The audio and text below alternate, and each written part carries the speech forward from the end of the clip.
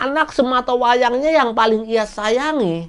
Bahkan dia rela jadi babi ngepet untuk kebahagiaan anaknya, malah dijadikan tumbal.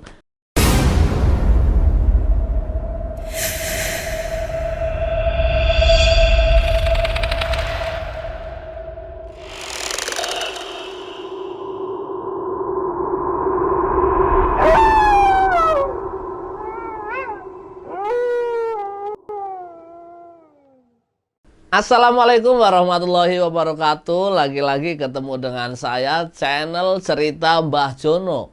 Channel yang akan berbagi kisah-kisah nyata seputar dunia mistis. Dan malam hari ini saya akan mencoba membawakan sebuah cerita yang dikirim oleh seseorang melalui email dengan judul Tumbal Pesugihan Babi Ngepet.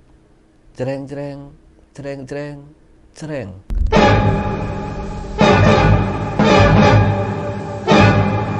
Sebelum saya memulai cerita ini, untuk informasi saja, nama tempat kejadian terpaksa saya samarkan untuk menjaga privasi dari si pengirim atau nama dari yang ada di adegan ini. Dan buat teman-teman barangkali ada yang penasaran dengan cerita bagaimana seorang menjadi pesugihan babi ngepet, ini adalah channel yang tepat karena channel ini menceritakan kisah nyata. Kalau ceritanya begitu ya begitu, terlepas bohong atau enggak ya dari pengirim email. Kita akan menceritakan sosok yang sangat miskin, yaitu Pak Ijo. Pak Ijo itu kesehariannya adalah seorang tukang becak. Dia mempunyai istri yaitu namanya Sumi. Dan baru dikaruniai anak satu umur 6 tahun yaitu Melani. Keluarga ini tinggal di salah satu pedukuhan di mana rumahnya masih bilik. Karena kemiskinannya ini, Pak Ijo kerap kali dihina-hina oleh tetangga. Bahkan mertuanya sendiri pun sempat meledek dia. Puncaknya ketika Melani ini, teman-temannya sedang bermain sepeda mini. Melani menangis untuk meminta dibelikan sepeda mini seperti anak-anak pada umumnya. Tiap hari Melani keinginannya hanya pengen mempunyai sepeda balap. Sepeda mini? Iya. Melani masih kecil ya? Masih kecil. Oke. Keinginannya tiap hari Melani pengen mempunyai sepeda mini seperti teman-teman yang lain. Tapi keinginannya itu belum bisa dipenuhi oleh bapaknya yaitu Pak Ijo. Sumi pun istrinya sendiri bahkan memberi tekanan kepada suaminya tersebut. Alah iya bapak punya anak satu kok. Minta sepeda nggak dibeliin. Ya sana kayak ngerampok apa-apa. Mungkin Sumi ini sedang buntu juga karena faktor ekonomi kadang mempengaruhi pikiran seseorang untuk tidak waras. Akhirnya itu ya. Akhirnya kepepet. Biasanya kepepetnya seorang suami itu biasanya karena ocehan dari istrinya yang nggak sanggup hidup miskin. Iya. Terlebih mertuanya ikut-ikutan. Pak Ijo, bawa anakmu dibelikan sepeda. Kamu ngasih makan anak satu aja kayaknya susah banget. Buat makan aja istrimu sering minta ke rumah. Cetus mertuanya seperti itu. Karena pikiran putaknya Pak Ijo, dia pun curhat ke temennya. Dan atas saran temennya itu, dia menganjurkan, ya udah kalau istrimu sudah berpikiran begitu, bahkan kamu diizinkan untuk merampok, kamu mendingan jadi babi ngepet. Resikonya lebih ringan. Saran temennya itu siang malam dipikirkan. Selama memikirkan saran itu, himpitan demi himpitan dari keluarganya itu terus bertambah sehingga membulatkan tekad si Pak Ijo itu. Pergilah Pak Ijo ke daerah Jawa Barat, tepatnya di Lampung. Bukan ya? Bukan. Oh itu Sumatera ya, beda ya? Sumatera kalau Lampung. Oh ya. Pergilah dia ke daerah Jawa Barat. Nah namanya nggak bisa sebutkan, pokoknya daerah Jawa Barat. Dia bertemu dengan seorang dukun yang dikasih tahu oleh temennya ini. Dia tuliskan alamatnya jelas dan sampailah ke rumah dukun tersebut. Dukun tersebut pun kayak sudah paham siapa yang akan datang ke situ berarti minta pesugihan. Makin tergiurlah Pak Ijo di situ. Berpikiran kalau pulang dia udah kaya, nggak dihina-hina oleh tetangganya lagi, apalagi dihina mertuanya. Anaknya yang semata wayang ini pun akan bahagia bisa dibelikan sepeda baru. Dia akan berhasil menjadi sosok ayah karena berhasil membahagiakan keluarganya. Pikiran Pak Ijo seperti itu. Walaupun sebenarnya jalan yang ia tempuh adalah sesat. Malam itu juga Pak Ijo dibawalah ke sebuah hutan, di mana di dalam hutan itu terdapat kuburan yang sangat panjang. Jadi nggak masuk logika sebenarnya karena kuburannya itu panjang banget. Kuburan apa itu? Kuburan orang. Kuburan orang. Mungkin kuburan sesepuh di situ. Di situ Pak Ijo ditinggal oleh dukun tersebut dengan diberikan mantra serta syarat-syarat ketika bertapa di situ. Pak Ijo ditinggal sendirian. Kamu bertapalah di sini selama 19 hari. Nah, nanti puncaknya 19 hari kamu akan didatangi sesuatu. Nah, selama 19 hari itu pula kamu harus berpuasa. Ini aku bawakan kamu ketan. Puasanya pagi-pagi kamu boleh minum air dari embun. Siangnya kamu boleh makan 3 kepel ketan ini. Dan puasa lagi sampai pagi lagi minum air embun. Dan siang makan 3 kepel ketan ini. Itu pesan dari dukun tersebut. Ditinggallah Pak Ijo sendirian di kuburan itu.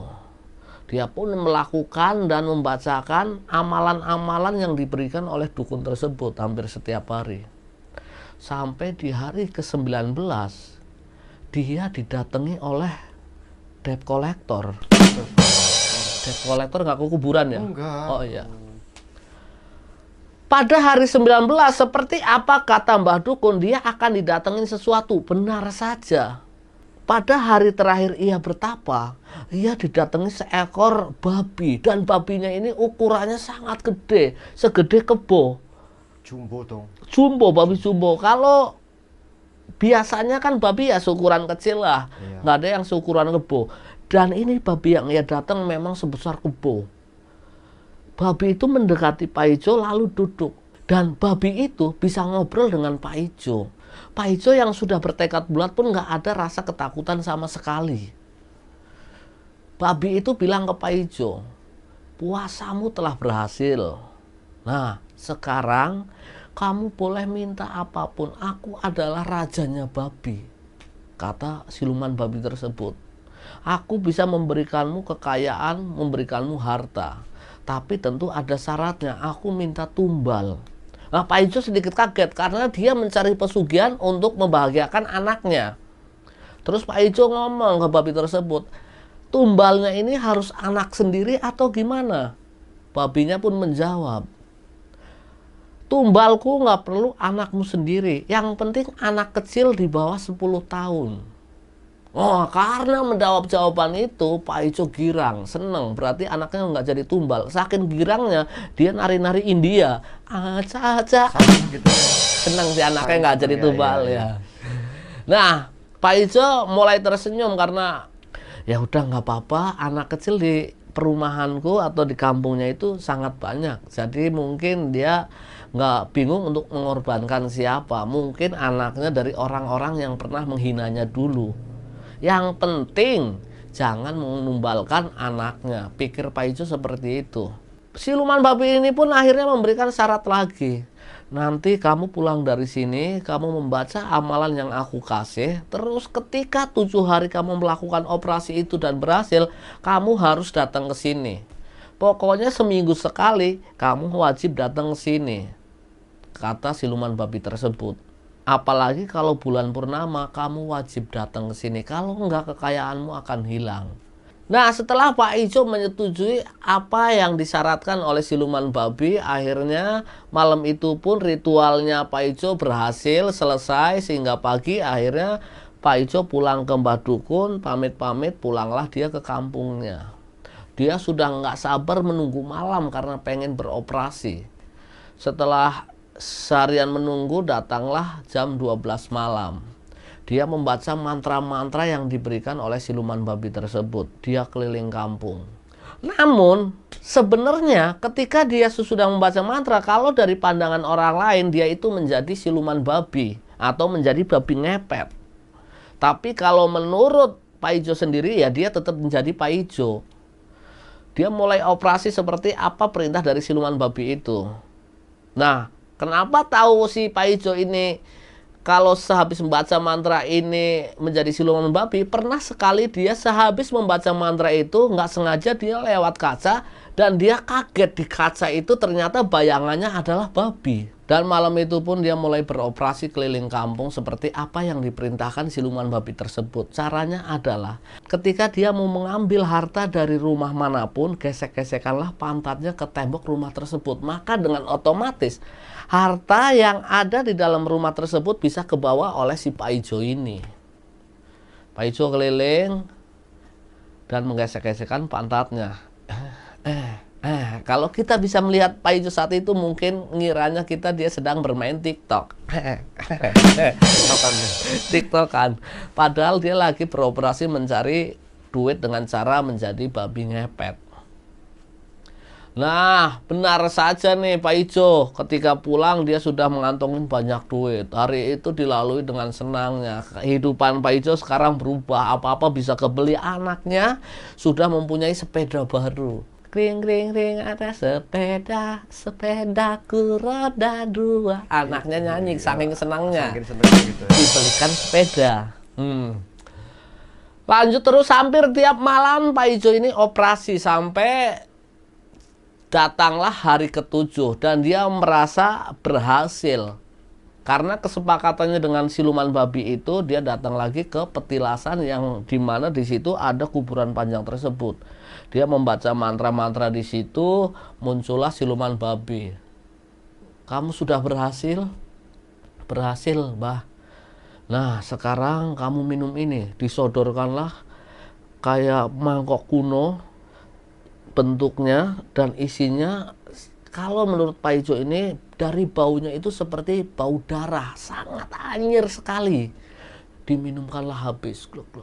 Nah, hampir seminggu sekali Pak Ijo melakukan ritual seperti itu. Di setiap hari ke-7 dia selalu datang ke situ disuguhin darah dan langsung meminumnya.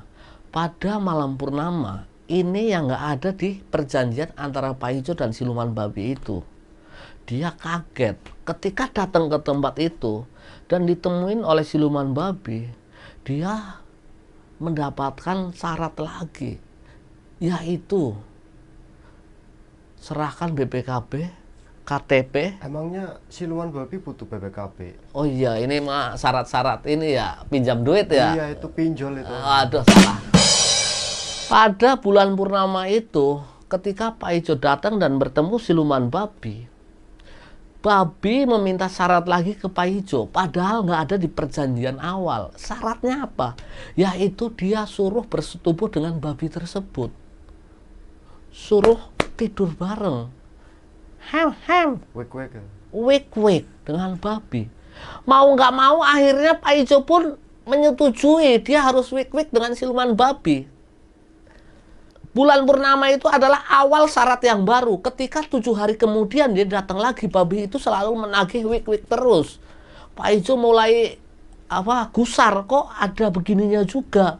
Tapi karena dia juga menikmati kalau hartanya ini memang sudah menumpuk, dia sudah bisa membangun rumah, membeli motor, istrinya usaha, orang berpikiran kalau istrinya ini usahanya rame. Padahal karena dia melakukan ritual babi ngepet. Nah, seminggu sekali dia datang hang out, wake sama siluman babi, itu terus dijalaninya hampir setahun. Nah, ketika hampir setahun, jatahnya si Pak Ijo itu menumbalkan anak kecil.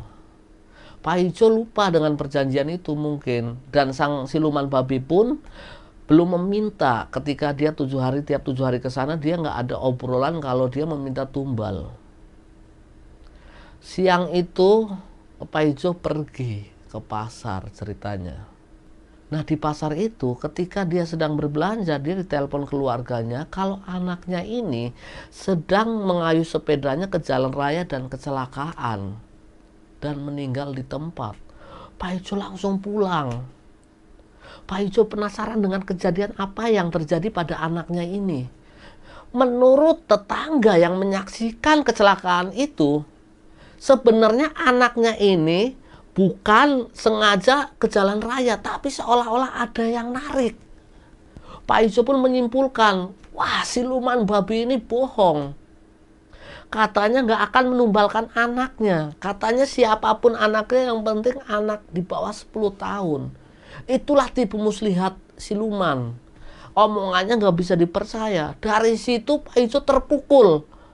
Anak semata wayangnya yang paling ia sayangi, bahkan dia rela jadi babi ngepet untuk kebahagiaan anaknya, malah dijadikan tumbal. Harta yang selama ia kumpulkan menjadi seperti sia-sia.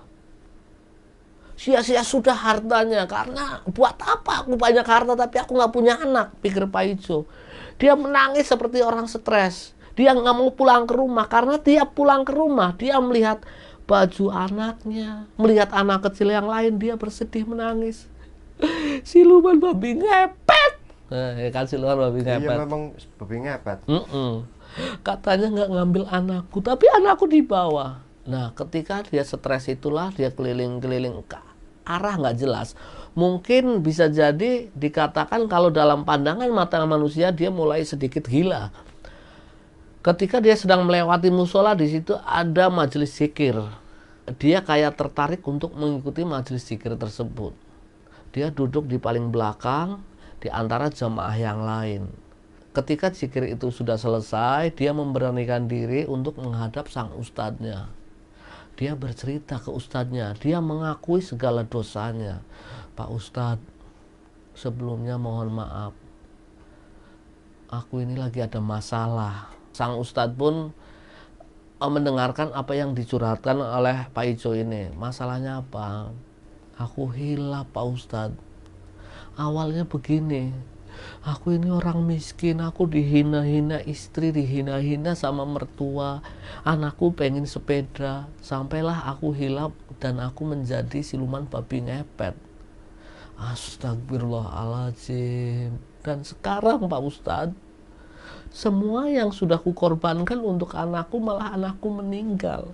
Aku dibohongin oleh siluman babi ngepet itu Pak Ustadz. Tolong saya Pak Ustadz. Sore itu akhirnya Pak Ijo dibawa ke rumah Pak Ustadz. Di situ dia suruh tenang dulu, sementara Pak Ustadz kembali lagi ke musola untuk memimpin jamaahnya sholat. Ketika sampai habis isya dia pulang, nemuin lagi Pak Ijo. Pak Ijo, sekarang gini, misalkan ilmumu aku lunturkan, kamu mau nggak? Aku mau Pak Ustadz, aku nggak apa-apa, ikhlas hidup miskin lagi, kata Pak Ijo ke ustadznya. Nah, sebelum itu semua aku pengen lihat coba bagaimana caranya kamu menjadi babi ngepet. Pak Ijo pun memperagakan apa yang disuruh oleh Pak Ustadz. Dia mulai membaca-baca mantra. Setelah dia membaca mantra itu, tiba-tiba mulut Pak Ijo itu moncong ke depan, menyerupai seekor babi. Dan kemudian dia merangkak. Ketika merangkak, tangannya menyentuh tanah. Tangannya ini mulai menjadi kaki babi. Kemudian kaki belakang menjadi babi. Dan dia berubahlah menjadi babi. Tapi yang dirasakan Pak Ijo, padahal dia menjadi diri sendiri. Tapi di mata Pak Ustadz, dia seekor babi. Kemudian dia balik lagi lah ke manusia. Dia percaya dengan cerita yang diceritakan oleh Pak Ijo kepada Ustadz tersebut. Sang Ustadz pun akhirnya mengambil wudhu. Di situ dia seperti mengeruqyah Pak Ijo. Dibacakanlah doa-doa serta apa, dilunturkanlah ilmunya Pak Ijo ini. Dan benar saja ketika sudah melakukan doa-doa tersebut, Pak Ijo suruh mengulangi bagaimana caranya yang tadi berubah menjadi siluman babi. Dan ternyata Pak Ijo sudah tidak bisa menjadi babi lagi. Berarti apa yang diusahakan oleh Pak Ustadz telah berhasil. Dan Pak Ijo dari situ sadar dan meminta ke Pak Ustadz untuk menjadi guru agamanya, membimbing dia menjadi orang yang baik. Intinya dia mau kerja apapun, yang penting halal. Dan setiap pulang kerja dia balik ke rumah Ustadz tersebut untuk menjadi santrinya. Istrinya yang awalnya ngomel-ngomel ketika itu pun dibawa ke rumah Ustadznya. Dijelaskan tentang kalau rezeki itu mendingan sedikit tapi berkah daripada bersekutu dengan siluman. Itu sudah mendekati syirik atau mungkin itu sudah syirik. Jelas Pak Ustadz, Allahu alam. Nah, sampai di sini dulu cerita tentang babi ngepet. Itulah cerita yang dikirim melalui email redaksi dari cerita Mbak Jono. Mudah-mudahan dari cerita ini menjadi pelajaran buat kita semua. Ada hikmah di balik ceritanya Pak Ijo ini. Kalau memang rezeki berapapun itu disyukuri. Kalau rezeki kita masih sedikit, belajarlah dengan orang-orang sekitar yang mereka mampu mencari rezeki lebih dengan cara halal. Belajar, bergaullah dengan orang-orang yang sudah sukses. Mungkin itu salah satu caranya. Intinya yang penting di jalan yang lurus. Jangan berbelok seperti Pak Ijo. Itu hanya pelajaran buat kita semua. Percayalah, lebih baik duit sedikit tapi halal daripada duit banyak tapi haram. Buat teman-teman semua, sekali lagi saya ingatkan, yang punya cerita mistis silahkan kirimkan ke email yang ada di deskripsi ini. Ceritanya akan saya bawakan nanti. Menghibur atau tidak menghibur cerita ini, yang jelas saya ucapkan terima kasih Anda sudah menonton. Karena dengan Anda menonton channel ini berarti Anda sudah menyelamatkan satu pengangguran seperti saya. Wassalamualaikum warahmatullahi wabarakatuh. Mbah, itu belakangnya ada babi, Mbah. Oh iya, yang babi mana? Itu. Pak Ijo.